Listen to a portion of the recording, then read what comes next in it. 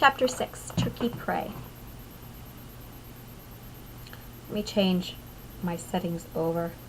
I have this set up so it's white on black, and I don't think it's playing with my eyes very well. So we're going to go over to white. Maybe that will... There we go. Black on white. Let's try that now. This is Chapter 6, Tricky Prey. Richie nearly dropped the telescope there. Oh yeah, this reads much better now. Richie nearly dropped the telescope. There are men on horses and smoke. I think they have guns. Allie started jumping up and down, a nervous habit she'd had since she was little. She repeated. After a moment, her eyes lit up, and she grounded herself. Okay, I know what we're going to do. She raced downstairs to the wall of cabinets.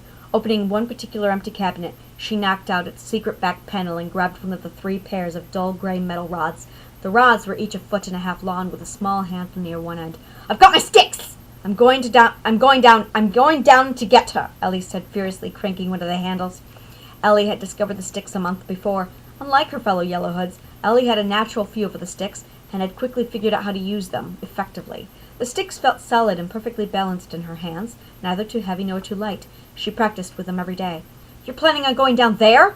Richie's deep blue almond-shaped eyes were open wide. That's crazy! What am I supposed to do? Stay here and watch you both get shot or run down? He was freaking out and breathing fast. Allie was concerned Richie might pass out if she didn't do something.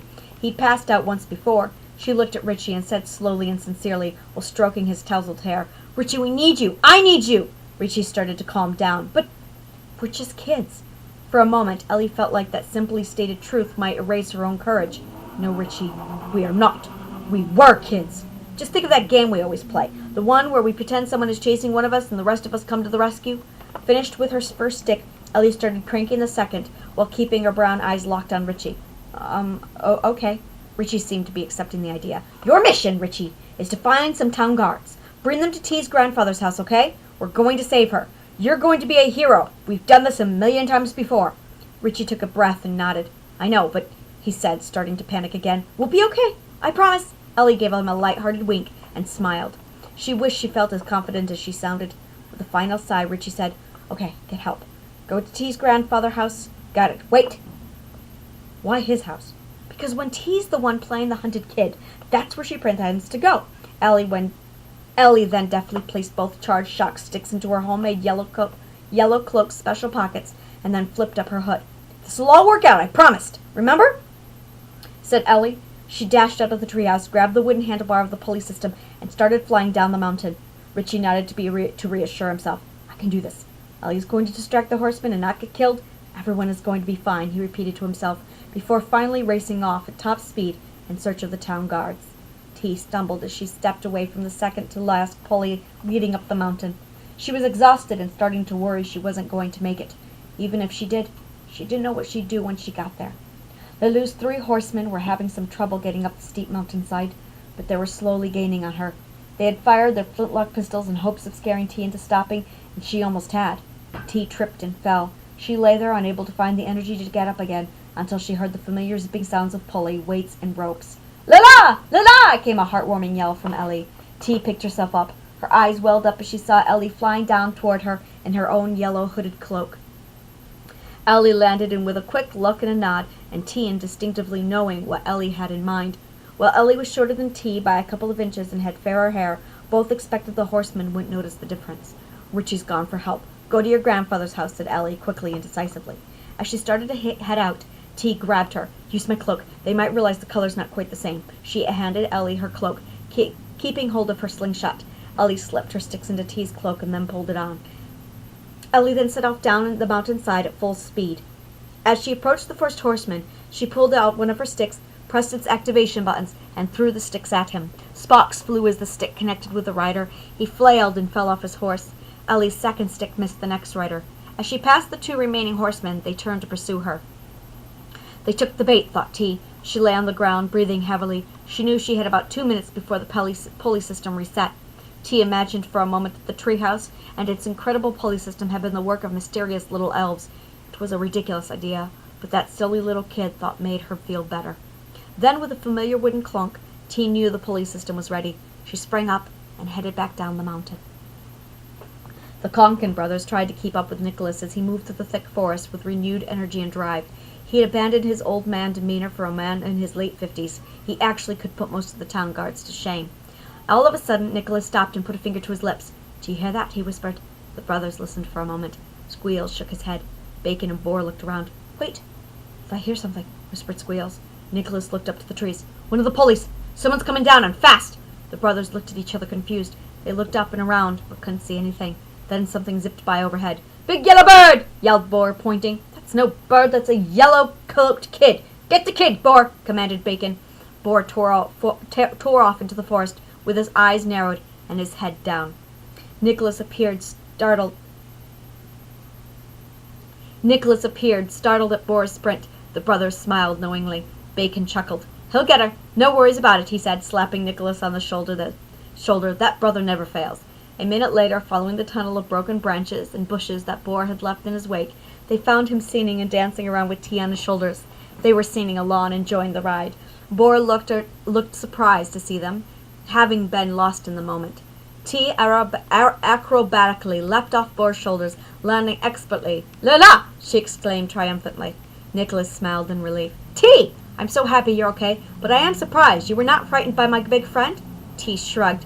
"I guess there are parts of my life I don't know. I guess there are parts of your life I don't know." She turned to look at Bacon. Sorry for hitting you with my slingshot."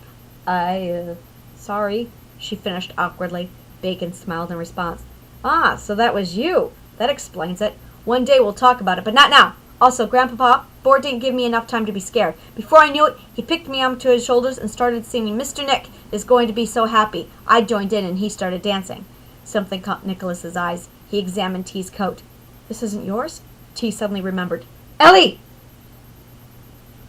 Andre Lalou was frustrated. When his men had gone after Klaus and his granddaughter, he had returned to the house to search for the steam engine plans. Simon St. Malo had told him to expect to find the plans in a long brass tube or on one of the work tables. He'd figured they should be easy to find. That hadn't been the case. Lalou kicked over a pile of books. "This place is such a mess! How'd he find anything here?" He tried angrily to overturn one of the work tables, only to discover it was bolted down. After calming down, he rummaged through every cabinet, every drawer, and examined every scrap of paper he could find. He stared angrily at the stupid little red box on the floor in the middle of the mess. He wanted to stomp it flat. Not only had he found nothing regarding a steam engine, he hadn't found anything that could serve as a potential substitute to a P. St. Malo. He started to wonder if this guy really was the famous inventive genius behind the tub. Maybe he was a fraud. Klaus's life seemed too simple and mundane. To Lalou, it was almost offensive. He decided he needed a break, to make a cup of tea and reflect. At least he could appreciate Klaus's selection of tea. After making a cup, he sat down and gazed around the small kitchen. It was so common that it was almost painful to look at. Lalou was one of the most whispered names in the Western kingdoms. He was known to get you what you wanted, whether a message delivered or an item acquired. He avoided assassination work. It lacked a certain amount of class, in his opinion. He wasn't yet the most infamous messenger in the profession, but he wanted to be. He had only ever failed once, and thought it had happened very early in his 20-year career. It still haunted him. If he didn't return with what St. Malo had asked for, or better, his career would be over. Simon St. Malo had offered him 3 times his usual fee, a great amount of money, to get some drawings from an old man. That amount had made Andre suspicious, so he had done some of his research on Klaus and St. Malo. He'd learned about a rivalry that stretched back decades. St. Malo seemed to make it his business to take and twist whatever Klaus invented.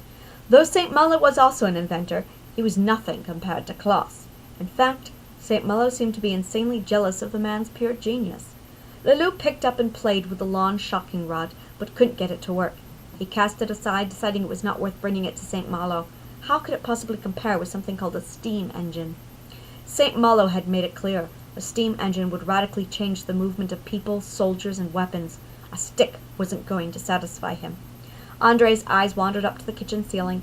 He appreciated quality woodworking and noticed the intricate crown molding. The 5-inch tall strip of wood had the most detailed set of engraved symbols and shapes he'd ever seen. As Andre relaxed, he started to wonder if it wasn't just for decoration. He slowly got up and toured the other rooms. As he exited each room, he became more and more convinced that the kitchen's moldings were indeed out of place. Yes, my curious woodwork are only in here. Why is that? I'm certain Klaus likes to sit here, as I do, sipping his tea, which means you must be hiding a story. Are you related to the plans, I wonder? Maybe something better? He pondered aloud. Andre stood up on a chair to get a better view. What are you trying to say? My ears can almost hear your story. My nose can smell the importance. But I can't see it properly. My curious woodwork. There isn't enough light, he said. He paused for a moment, letting a thought from the depths of his mind bubble up. Enough light, he muttered to himself. He hopped off the chair and went back to the entrance of the home. He looked at the stairs leading from the entranceway, landing up at the kitchen, and the walls on either side. Something didn't seem quite right. Opening the front door, he looked again at the stairs and the walls on either side. Picking up a shoe, he threw it to the left of the stairs and watched it bounce off the wall. Then he threw a shoe to the right of it and watched it go through what looked like a wall and land on an unseen floor below. The house was a split level. Okay, I do not speak French. Trombleur, he said, smiling from ear to ear. Smart Klaus, an illusion painted so perfectly. You can't see the stairs that go down? You didn't account for the lighting at this exact time of day, did you? No, how could you account for everything? Said Lalou, feeling superior for the first time in a while. He carefully went down the hidden stairs, through a short corridor, and came to a closed door with light pouring out from under it. He opened the door and stepped into a large room. There were wall-to-wall bookcases in the room, but unlike upstairs, there were neither book tables nor books on the floor. In front of an empty fireplace was a nice rug, and on that, a comfortable-looking warm couch and a disused, worn decorative chair and ottoman. Andre did a full tour, hunting again for a brass tube or plans. There was nothing but books, bookcases, a fireplace, furniture, and the rug. So is this room as simple as it seems? I doubt it. Why have the stairs painted so perfectly to look like a wall? Every time I take you for simple, Monsieur Klaus, you show me I'm wrong. He examined a dozen books, one by one, and discarded each of them. He moved the furniture and rolled up the rug.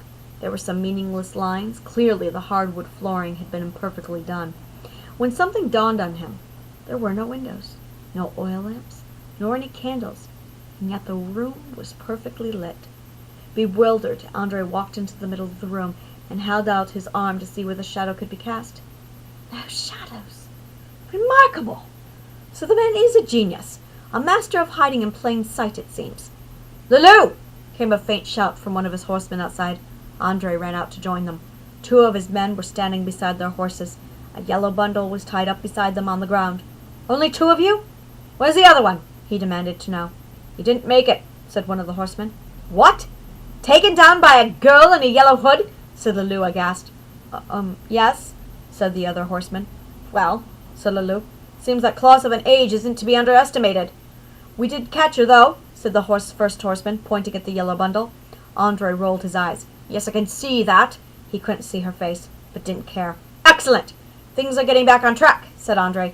Put her in the kitchen. Monsieur Klaus will come to us now. He couldn't help but grin.